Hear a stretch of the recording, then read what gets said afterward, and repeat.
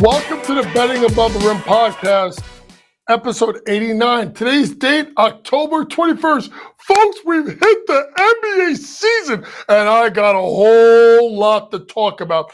We'll start in the WNBA, where we'll talk about the New York Liberty winning their first WNBA championship, a 67-62 win over the Minnesota Lynx in a fantastic game. People didn't like it. I'm a defensive coach. I thought it was outstanding. Next, we stay in the WNBA, and I give you my top 5 teams for 2025. This is going to be based off of what I think is going to happen in free agency, so on and so forth. You'll be surprised. There's a team that was a top 3 team in the league that I don't think is going to be top 5 next season. Next, we go to the NBA and all these news that Shams Charania is reporting. We'll talk about Khris Middleton not playing opening night for the 76ers. For the Milwaukee Bucks versus 76ers. We'll talk about Trey Murphy III, someone I'm a big fan of, getting the bag, and rightfully so. We'll talk about Jalen Green getting the bag from Houston. We'll talk about a little bit about Kawhi Leonard. I'm not big on him, but obviously we'll talk about Kawhi Leonard and the fact now that they will not have him in the start season for the Clippers. And then we'll go to my top 5 centers in the NBA, and then we'll end it previewing Toronto, Utah, and the Washington Wizards. Let's get started. 67-62. Boy, what a game. When I left here last week, I said that whoever won Game 3 was going to win Game 4. Wrong. Dead wrong. Because we had ourselves a Game 5, and we had ourselves a ball game and a 67-62 win. Napheesa Collier, can't say enough about what she did, proving herself to be a top 3 player in the world. 22 points, 7 rebounds, 2 blocks. Kayla McBride, 21 points. She got better as the series got going. For the Liberty, Breanna Stewart struggled mightily shooting the ball. I think she was only 1 of 8 or 1 of 9 from the floor, 2 of 9 from the floor in the first half. Hit 2 big free throws at the end of regulation, and then obviously the 2 to ice the game. And then we gotta talk about my girl, Jonquel Jones, 6'6" center out of GW. I told y'all. If there was a difference maker for the New York Liberty in the finals, it was Double J. Why? 6'6". Shoot the ball. Take you to the low block. She could do it all. And with Sabrina Ionescu shooting 1 for 19 from the floor, and Breanna Stewart struggling as well with her shooting percentages in Game 5, Jonquel Jones and some other players really stepped up for the Liberty. You got to talk about Sabally and her play, and probably her best game as a pro. I think she had 13 points and 7 rebounds. You have to talk about the play of that. You have to talk about the lane of Lona Fibic. I talked about her play, and she was 4 of 11, hit the big shot in overtime, I do believe, to give them a 63-60 lead. But what is being talked about too much is Cheryl Reeve's comments at the end of the game, after the game, post-game. I'm going to lay it on it to you right now, folks. Simply put, did Cheryl Reeve complain after Game 4 when they got all the calls? No. Did she talk about Napheesa Collier missing a 4-foot layup up 2 at the end of regulation? Nope. Did he talk about the fact that McBride had an open 3 at the top of the key at the end of regulation and missed? Nope. Did she talk about Carrollton missing down 3, 65-62? Nope. Did they talk about the play they ran at the end of the game when it was the worst flare screen I've ever seen in the history of basketball? Nope. So here's what you got to do, Cheryl Reeve. I respect you. You're fantastic. But damn it, don't blame the officials. When you have a game like that close, there's about 100 or 1,000 different things you could have done differently that could have won you the game. Simply put, your team did not finish. You know who finished? New York. They got that game tied up at the end of the third quarter. They leaned on that crowd. They were up, if I'm not mistaken, the Liberty, I think, was up 4 in the last 2.5 minutes, went down 2. And listen, lastly, I'm going to say this about the call. There is a rule of verticality when you go straight up. Anytime you go down, you're going to get a foul call, whether you think so or not. Whether you think that was clean or not, when you go down on a block shot, they're going to call it every single time. The referees made the right call. Yeah, he won the swallow the whistle. It was extremely physical. But Cheryl Reeve, after what went on in Game 4, don't you dare complain about what happened in that game, and that's why you lost that finals. Speaking of the finals, let's move on to 2025, and I'm going to quickly give you my top 5 teams going into next year based off of what I know. Number 5, the Seattle Storm. Listen, it was kind of a touch-and-go thing with this team, but Onyeka Onwuemeka is a free agent. We got to see what happens with Onyeka. Number 4, Indiana Fever. Folks, they were great the second half of the year. We've talked about Caitlin Clark and the ascension of Aaliyah Boston. We have to see if they re-sign Kelsey Mitchell after and Alyssa Smith. What happens with Chrissy Sides? But that team is on the come up for the future. Number 3, Las Vegas. Up and down season. We'll see if, obviously, Becky Hammond comes back to coach the team. They still have Asia Wilson. They still have Jackie Young. They still have Chelsea Gray. Do know Kelsey Plum is a free agent this year that could move the needle a little bit one way or the other. Remember, she's from California. Valkyries, maybe? I'm just saying. Number 2, the Minnesota Lynx. Listen, they're fantastic. Carlton, McBride, Courtney Williams, obviously LaFisha Collier, Cheryl Reeve. They're the second best team going into the league next year, and I think we could get ourselves a rematch. The number 1 team is the New York Liberty. Ready? John Quell's back next year. We know what we're going to get next year out of Nesthu's coming back. John Quell Jones is re-signed. Now, it's going to be key. What happens with Sloot? Courtney Vanderson, does she retire? What they do with her? Remember, because you have the expansion draft. What do you do with Kayla Thornton? What do you do with Burke? What do you do with, you know who they're not going to get rid of? Is Fevich. She's going to be absolutely there. But look out, remember, Breanna Stewart is a free agent, but she will go back to New York. So once again, my top 5 teams in the WNBA going into next year. Number 5, the Seattle Storm. Number 4, the Indiana Fever. Number 3, the Las Vegas Aces. Number 2, the Minnesota Lynx. And the number 1 team going into next year, the New York Liberty. Let's head over to the NBA and let's make this quick because there's a lot of breaking news that came out, particularly yesterday, today, from Shams. And I want to give you my quick takes on each of these things. Number 1, Milwaukee Bucks has said that Khris Middleton is going to miss opening day as he rehabs for off-season ankle surgery. Listen, here we go. And this is right off the bat from a team that I think is going to tremendously underachieve. I think they have age problem.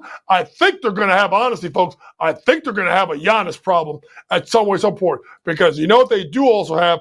They also have a Doc River problem. So obviously, we'll talk about the game a little bit in regards to that. But Khris Middleton not playing opening night. Next, Trey Murphy III. I talk about this guy more than anybody on this network. He got himself a nice little bag, 4-year, $112 million rookie contract extension for, to me, one of the premier 3-and-D guys in the NBA. And now that you have, CJ McCollum now as a 2 with DeJounte Murray and then Trey Murphy III as your 3, you're going to see Trey Murphy III game continue to accelerate. Now, the problem with Trey is simply put, can Trey stay healthy? That is the biggest thing with Trey Murphy III, but I'm a big believer in his game, and I'm a big believer in the New Orleans Pelicans. You know I'm not a big believer in? That's the Clippers, under 35.5 wins. And here we go. Kawhi is out, especially after last year when he played in a boatload of games, first time in a long time. They're already starting with Kawhi being out. And if you think about the Clippers who begin the season, right, just think about their schedule, right, to begin the season, okay? And let's just get this going. Phoenix, we'll talk about the game a little bit, at Denver, at Golden State, home Portland, home Phoenix, home Oklahoma City. Folks, they could be like 1-5 to start the season. And then the game after that is home San Antonio, who I think is going to be way better. And then they got to play Philadelphia and Sacramento. Hello. By November 8th, they may only have 2 wins. And if this guy's not healthy, they're going to have to rely on James Harden. James Harden. They're going to have to rely on him. Now, listen, the beard has been great for a long time. I'm just not a believer in him this year, and I'm definitely not a believer in the Clippers. Remember, Clippers under 35.5 wins. But you know who I'm big on? The Houston Rockets. And I want people to understand, this is Monday, the 21st. This is about 5 p.m. Okay? They are going to have until 6 p.m. So there could be other players that could sign extensions by 6 p.m. tonight that if we do get the word, we will talk about it on Wednesday's filming of the podcast released on Thursday. Last one really quick. Jalen Green got a 3-year, $106 million rookie contract extension. This is someone that's been a really good player that's gotten better. We need them to focus on the defensive end of the floor. Remember he was the League Ignite player in 2020, and the 2+1 deal was 2 years plus a 1-year option. It's really going to be important that you got to watch it for one more, and that's Şengün. I'm telling you right now, Rockets team total over wins. Go book it right now. Speaking of book it, let's book it and start talking about the top 5 centers in the NBA. Number 5, Domantas Sabonis, star of the Sacramento Kings. Number 4, he was a 4 last year. Now he's a 5. That's Karl Anthony Towns of the New York Knicks. Number 3, Big Baguette, Victor Wembanyama. Number 2, Joel Embiid. And the number 1 center, Nikola Jokic. And I just want to take a couple of minutes really quick just to kind of talk about these guys. Sabonis is someone that's been so intriguing because he's basically he's such a depth passer. Like, people start thinking about the things he does in regards to scoring and rebounding. He's really become a really good passer, and he allows the team to run the offense through him for a Sacramento Kings team that I think is going to win the Pacific Division. Mark my words, plus 250 on FanDuel. Speaking of guys I love, my man Karl Anthony Towns, nickname in New York, the Big Bodega. If you all know about bodegas in New York City, just come on down to New York City and check out the bodega. I know my guy, Matt George, our producer, is laughing in my ear, knowing that we're talking about bodegas. Bodegas are a huge part of New York culture. And you know what else is going to be a huge part of this culture? Karl Anthony Towns. 7 foot, stretch 5, shoots the 3, better defensively than you think he is, rim protector. And this is why the New York Knicks are going to be the biggest challengers to Boston. Boston has the mold of Porzingis. If you look at it, the Knicks went and got a better Porzingis and Karl Anthony Towns. Number 3 on the list, won't be 3 for long, Victor Wembanyama. And that reminds me, Matt, next episode, we're going to do my top 10 players in the NBA. We got to do that. Because this is going to be the interesting one right here is Wembanyama. Folks, if he plays 35 minutes a night, look out. 25, 14, 5 blocks, 5 assists, go home safely. Minus 155 to be Defensive Player of the Year. Check it. Maybe an MVP conversation. Check it. And if they want to give it to him, the most improved player in the league, Victor Wembanyama, who does things every game that you're like, damn, I've never seen that before. Year 2 is loading, and it's going to be better than its rookie year. Number 2, Joel Embiid. Why is Embiid not number 1? Availability. He always seems to get hurt, and at the wrong time. I mean, he was gimpy against the Knicks, so I guess right time for me last year because I'm a Knicks fan. But Joel Embiid, the number 2 center in the NBA, it's about him being healthy. And let's be honest, folks, is it 1 and 2 or is it 1A and 1B? Because the number 1 center in the league is Nikola Jokic, walking triple-double, king of the dad bod, a guy that makes me feel like my bod looks great next to his. But I ain't 7 foot and can shoot a 3 over the head and can dime people up and rebound like reckless abandonment.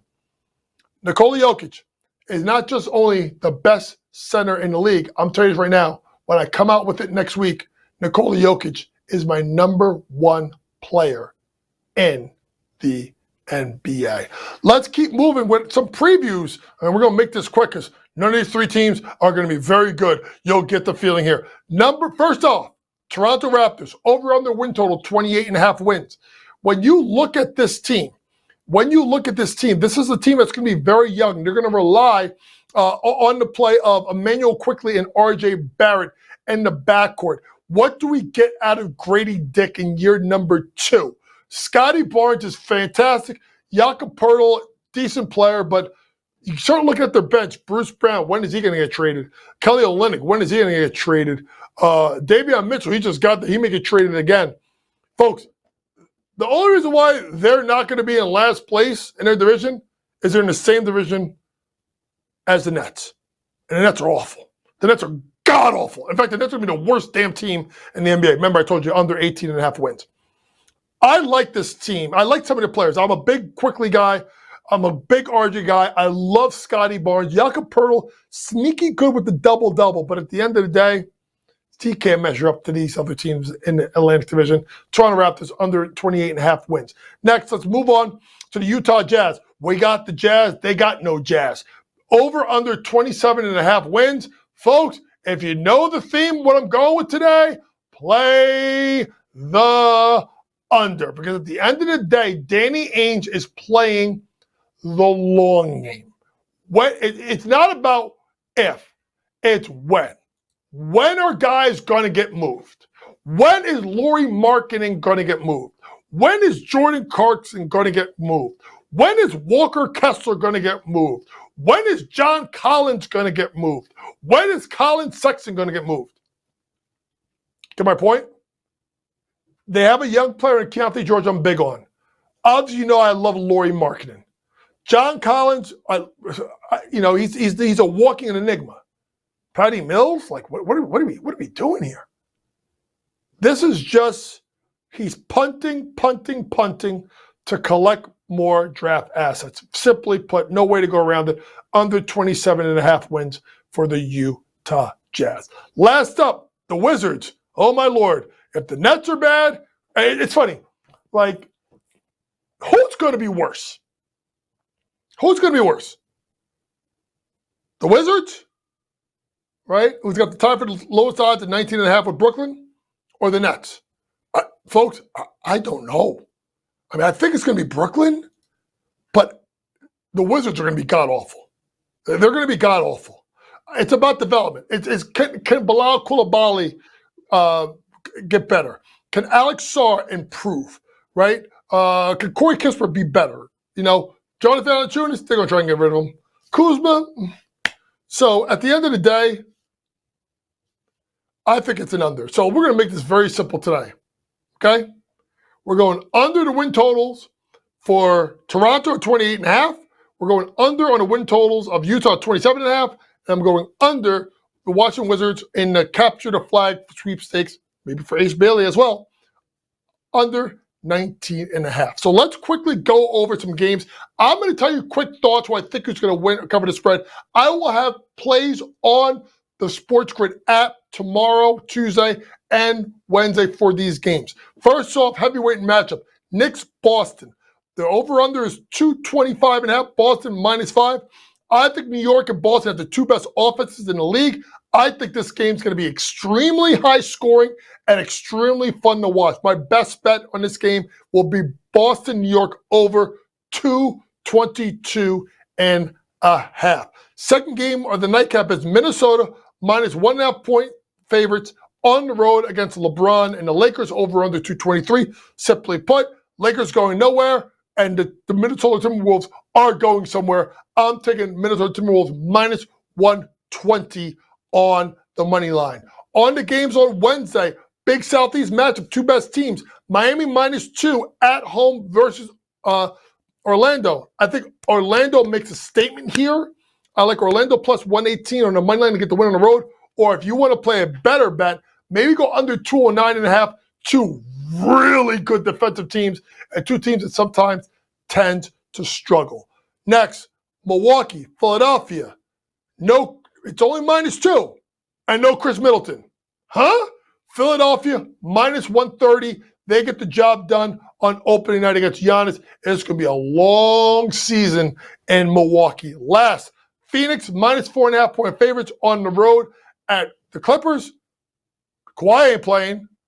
PG is gone. Maybe you get a triple-double out of James Harden, but I'm going to lay the points -4.5. So really quickly, the 5 games we're focusing on Tuesday and Wednesday. Knicks, Celtics over 222.5. Second game of the day, I'm going to go ahead with Minnesota minus 120 on the money line. For games on Wednesday we're focusing on, let's go Orlando plus 118 on the money line, also under 209.5. Then we'll go with the Philadelphia 76ers on the money line minus 130 at home versus Milwaukee. And then as road favorites minus 4.5, we're going to take the Phoenix Suns over the LA Clippers. This has been Betting Above the Rim Podcast, episode 89. For all things sports gambling, download that SportsGrid app.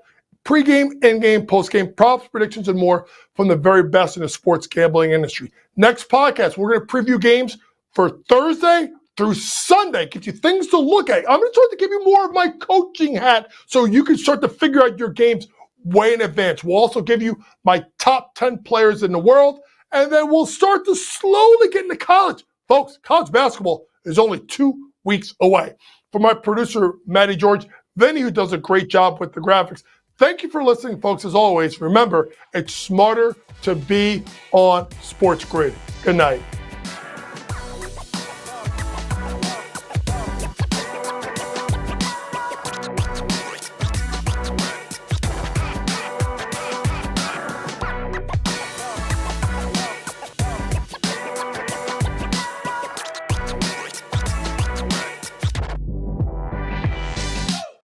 With these guys is people are going to realize